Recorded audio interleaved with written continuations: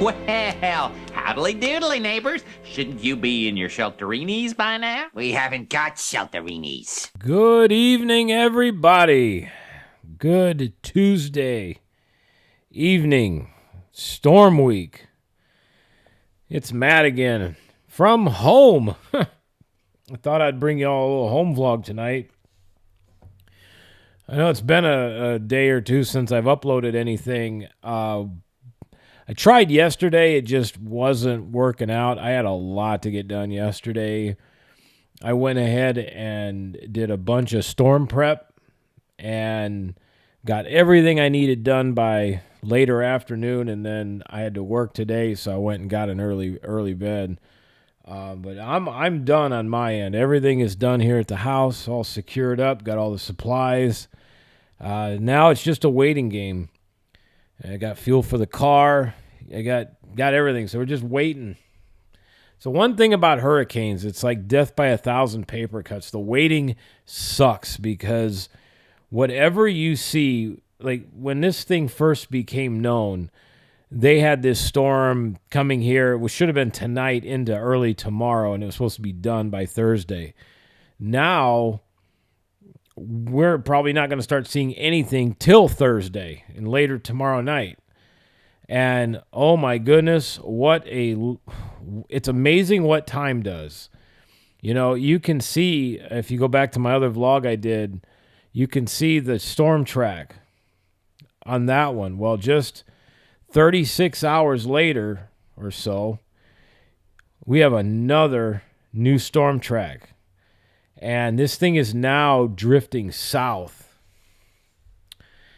So what happened was today, as of this morning, this storm was still going to barrel right through Orlando. I mean, if you looked at the storm tracker, the center of the storm was due to go basically right over Walt Disney World, like Hollywood Studios.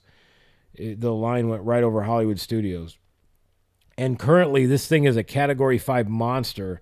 It was a 5 last night. It dropped to a 4. The millibars started going up, and now the millibars are dropping again, which it regained a Category 5 strength. Which, again, Category 5, you're talking wind speeds of, 165, 185 mile an hour plus. Very, very powerful storm. And it's got a gigantic wind field on it. Like, the wind field on this thing is huge, where you'll feel the tropical storm force winds. Now, starting tomorrow, what's happening is it's going to start interacting a lot more with some, I think it's called upper level wind shear, and it's also a cold front dipping down, which I think is what's steering this thing a little bit further south. When they made the first forecast, that cold front wasn't supposed to dip down just yet, but it's way ahead of schedule, and it's pushing this storm a little farther south. I'm going to show you some pictures and some screenshots of, or not screenshots, but like some screen grabs, some video of the NOAA hurricane site and the National Weather Service, and show you all what we're looking at now. And then I'm also, like before, I want to give you all some tips on how to get through this thing, because we're definitely going to feel the storm here in Orlando. I don't think it's going to be the big Category 3 or 4 mega storm that was supposed to happen.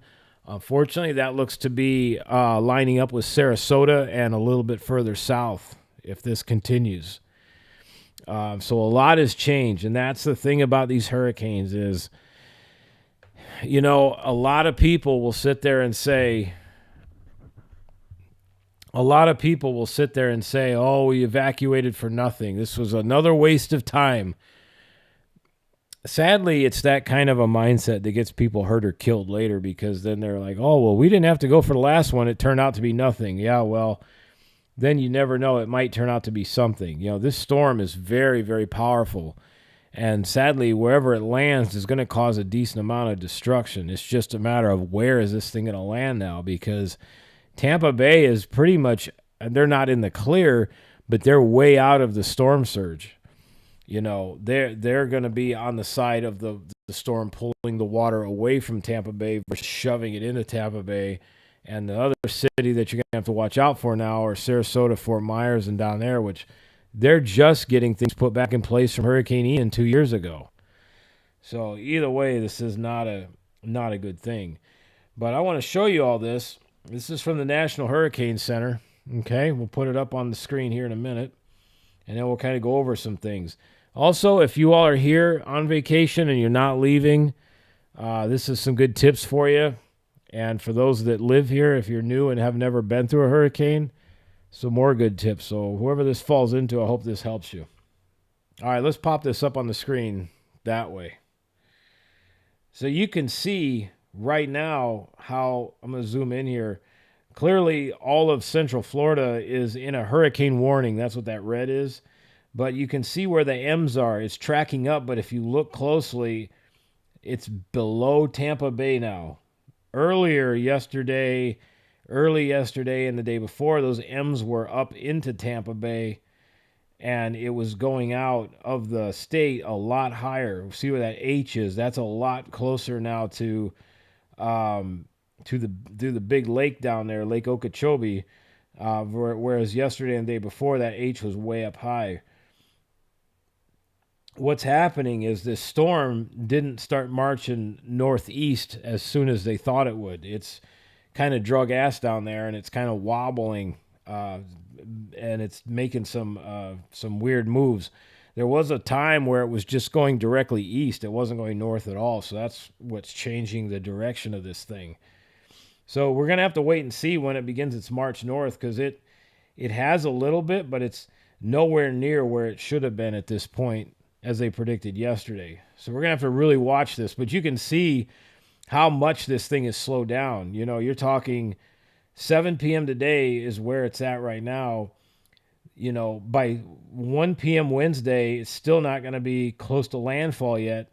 1 a.m. Thursday morning, it's going to be getting close to landfall. And then by 1 in the afternoon, it should be ready to exit out the east coast of Florida and out back into the ocean and the Atlantic, where it's still going to remain hurricane status. That just shows you how powerful this thing is. You know, to be in major hurricane, it's got to be 3 or above.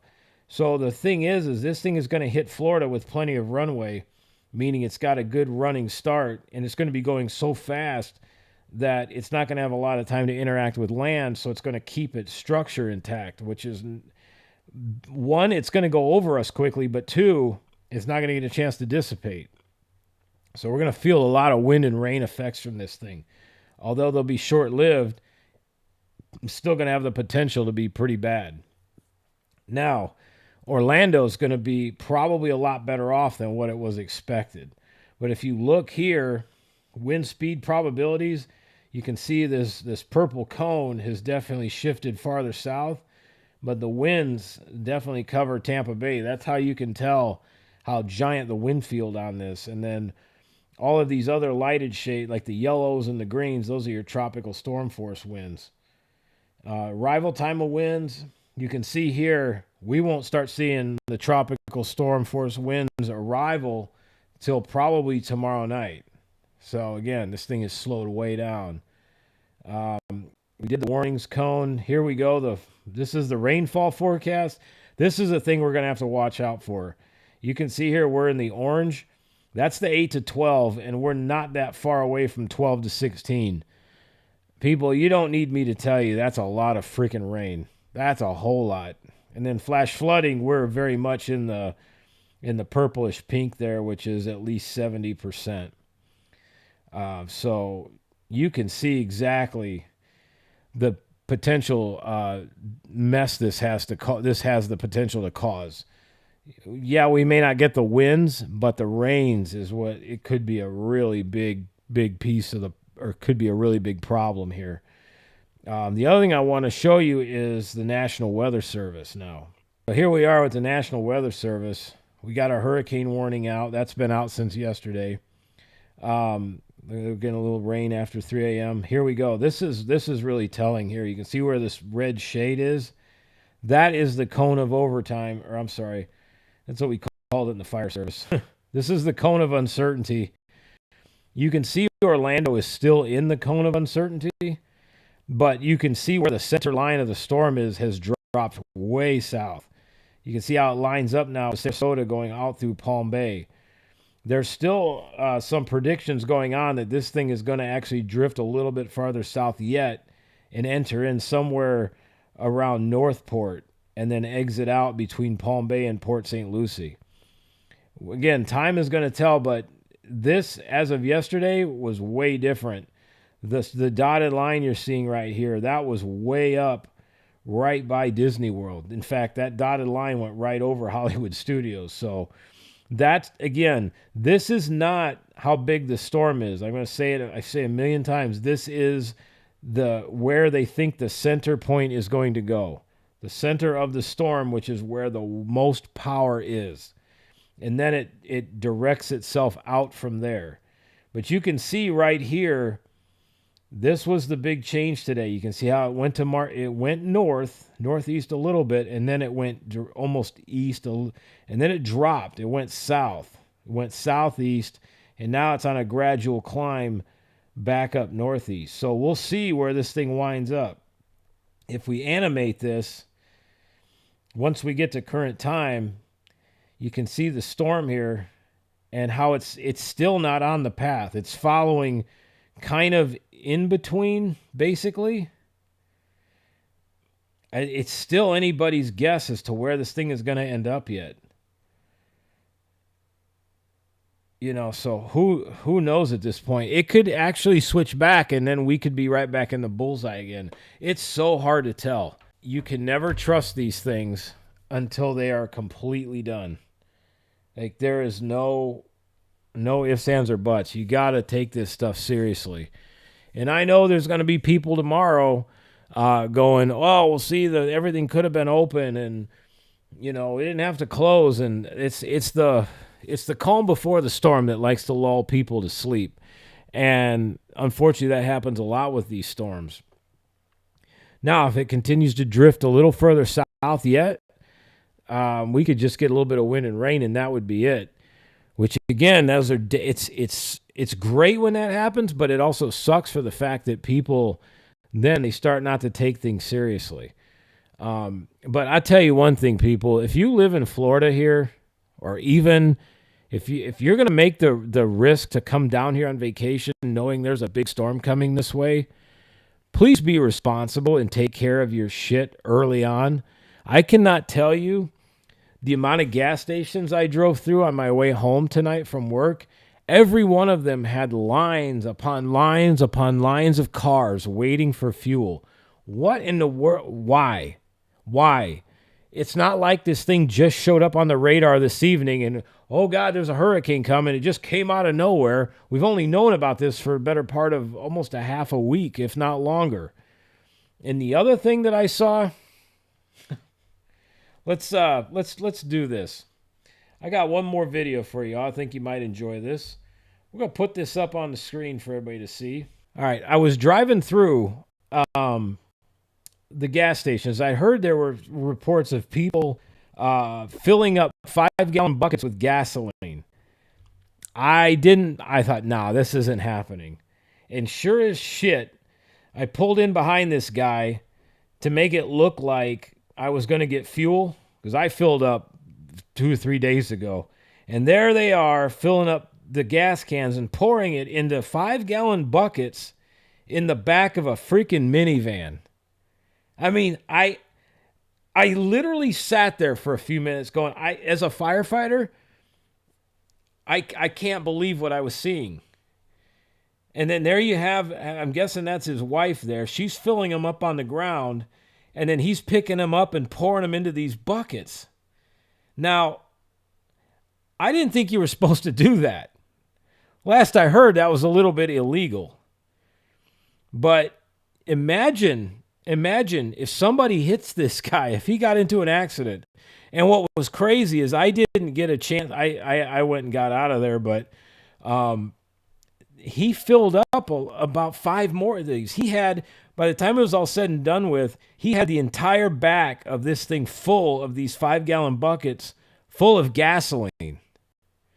People, you don't need somebody that's a fireman to tell you how freaking dangerous that is. I mean, I've literally, I hate to say I've seen everything, but I kind of have. I mean, first off, the vapors, okay? All right, we're going to cut this off. First off, the vapors from that, okay? Have you ever had a little gas can that's got the little yellow top on it, and you pop that thing open and the vapors rush out? Imagine the vapors trapped inside of that 5-gallon bucket. And then not only that, but he's driving with his wife in the car with these things just sitting back there with the lids tight, and you got fuel in there, gasoline. My question is, what the hell are you going to do? He had roughly 40 gallons. So each one of those is 5 gallons. He had about 8 of them back there when it was all said and done with. You got roughly 40 gallons of gasoline back there. What are you going to do with 40 gallons of gasoline inside of 5-gallon buckets? I mean, even a generator at best is going to, you're not going to use all that. And then it's not in a approved container either. So the risk of explosion is so high, I can't even tell you. Like I said, that guy's driving home and God forbid he got rear-ended by accident. You'd see that fireball for a few miles. Nobody's walking out of that one. I mean, it's just, and he wasn't the only one doing that. That's what gets me. Welcome to Florida, ladies and gents. Golly, man. And so that leads me into my other things. It's all this storm prep. People, you live in a state that gets hurricanes from time to time.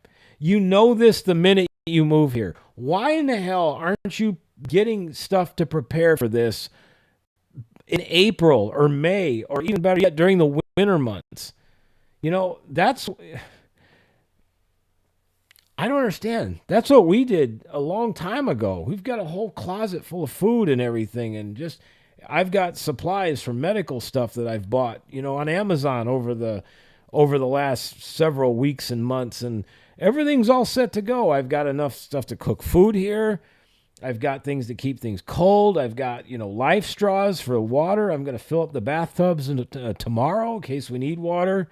I mean, it got everything in place and filled my car up 2 days ago. But yet you got all these yahoos running around filling up 5-gallon buckets of gasoline and then driving with them in their car. And then where are you going to put that shit at home? Are you store it in the garage? I mean, wait till those lids start blowing off in the middle of the night because of the vapors. I mean, you can't make this up, people. So anyway, don't do that. Don't do that at all, ever. First off, if a cop saw that, it's highly illegal. And second off, if you got into a wreck and you caused an explosion that hurt other people, dear God, I can't even imagine what that would be. That'd be some serious penalties. But right now we're about roughly 24 hours before landfall, give or take. I hope everybody that's here, vacationing or living here, I hope you have your medications. If not, the storm isn't supposed to be here till later tomorrow.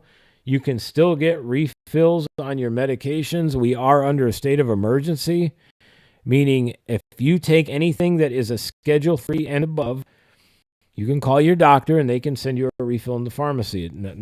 Everything's out the window as far as, well, you can't fill it because it's not this date yet. We're in a state of emergency. All that goes away.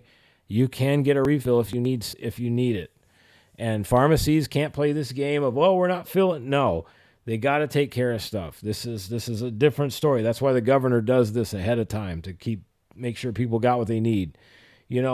This business though of hoarding food and the gasoline, if people would spend a couple hours of their day every now and then as we go throughout the entire year and just get things ready, we wouldn't have this problem. But we don't think like that anymore. Everybody just panics at the last minute and then panic buys everything, and then we wind up with shortages everywhere. It's like we can't get out of our own way. So make sure you got plenty of medicine. Also, I'm going to say it one more time. make sure that you have all of your, you can never predict when a medical emergency may happen. But if you're not feeling good or you may think something's not quite right, get your ass to the hospital and go get seen if you think it's necessary.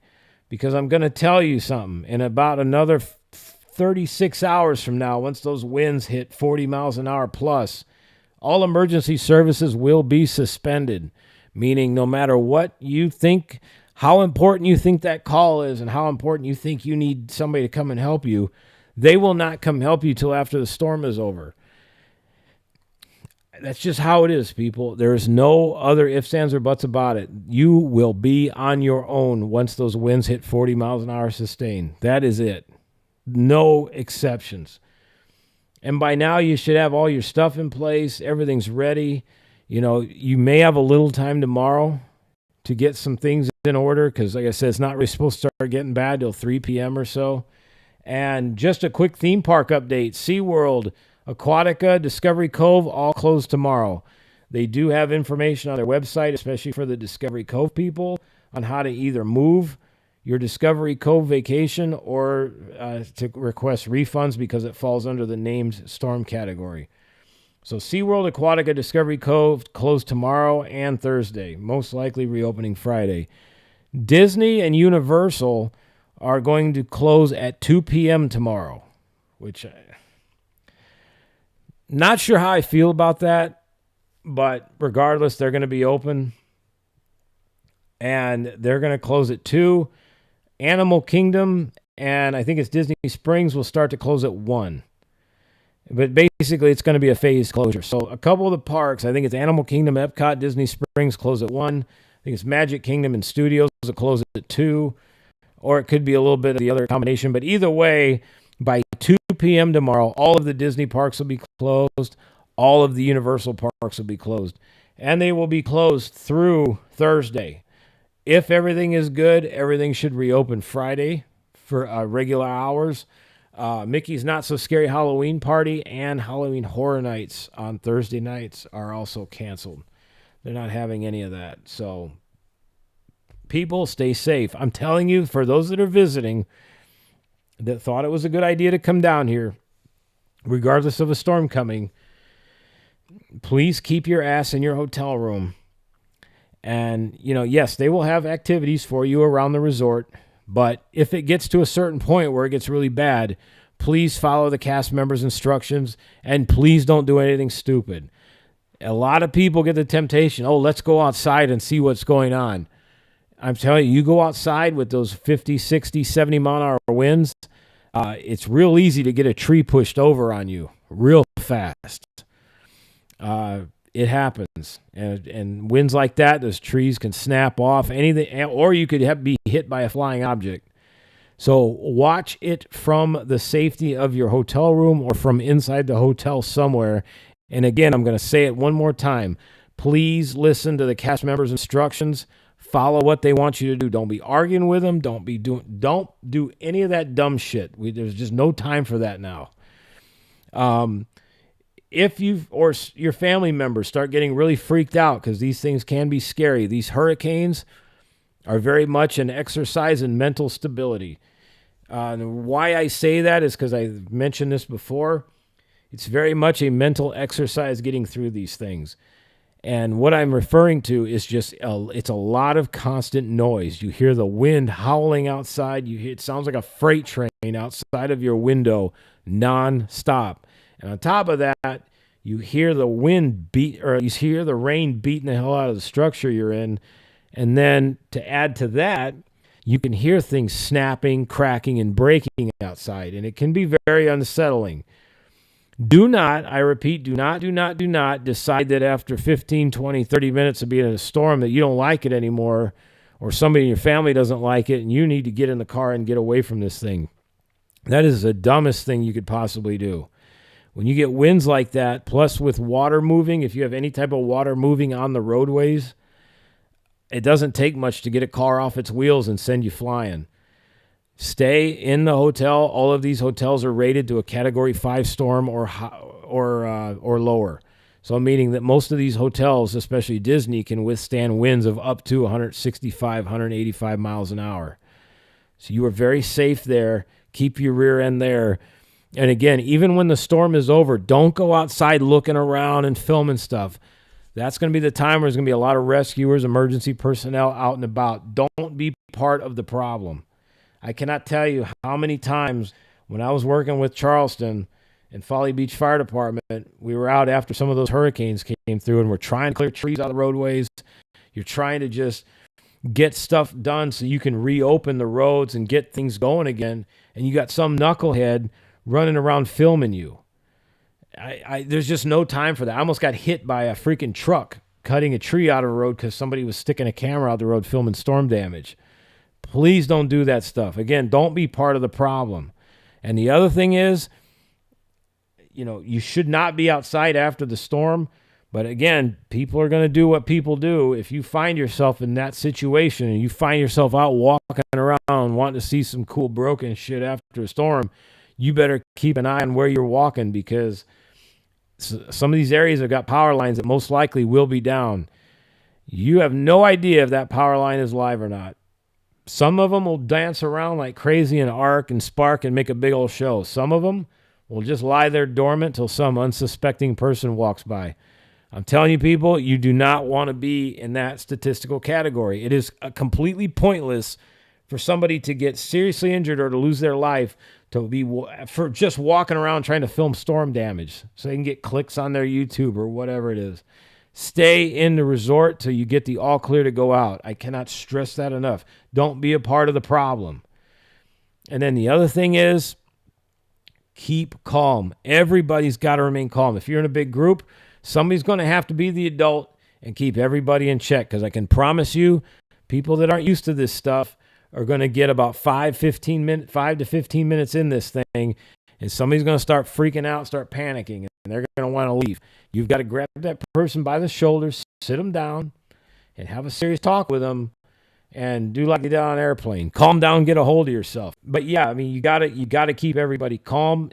Find some board games, find some things to do. If the power does go out, most of these hotels do run on backup generators. However, they're like anything else; they can fail as well. If they do, and there is nothing at all, find a book to read, sit down and talk with each other, just to have some fun together.